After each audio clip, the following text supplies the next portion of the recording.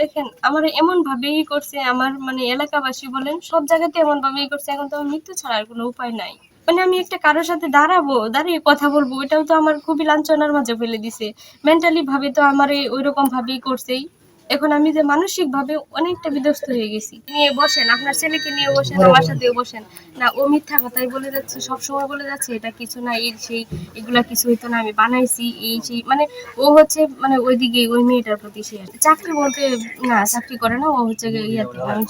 কি করব, আমার তো এখানে থাকা ছাড়া আর কোথায় যাবো আমি বলেন।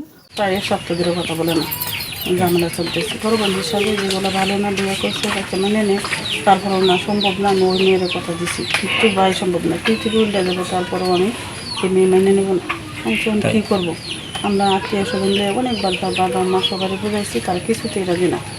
ওর সাথেই আসছিলাম, ও 1 বছর ধরে তো ঝামেলা চলতেছে, আমার বলতেছে আপনি নিয়ে যান না, অনেক কান্নাকাটি করে আত্মহত্যা করবো। আমারও তো একটা রিক্স, শহরে বাড়ি করুক হঠাৎ বাই চান্স আমি কত বাউরি হারে।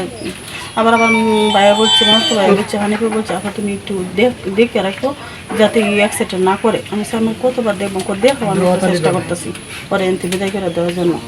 আর এইভাবে নিজের খেয়াল করে রাখতে রাখতে রাখতে এমন এরকম অবস্থা হয়েছে, খাওয়া নাই দাওয়া নাই ঘুম নাই। তার গার্জেনরা বলছে, তার গার্জেন না, ও একলা একলা ব্যয় করছে, আমরা যেমন নাই মরে যাক কী করবো।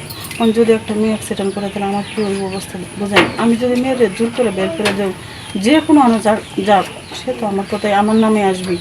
এই জন্য আমি দেখি নিজের মানুষ বোঝায় একটা যায় দুই চেষ্টা, অনেক চেষ্টা আগে 1 বছর ধরে করতেছি, কোনো ঠিক আছে না। ছেলে আমার এসে বরগিরি চাল আমার যাওয়ার চালে এই মেয়ে নতয়া দৌড়ে গেছে যে কালু মেয়েটারে বাঁচা হয় আমার। তখন এই যাওয়ার চালে ফাটাইলে আমি দৌড়ি আসি আদি যে মেয়েরে মারতেছে।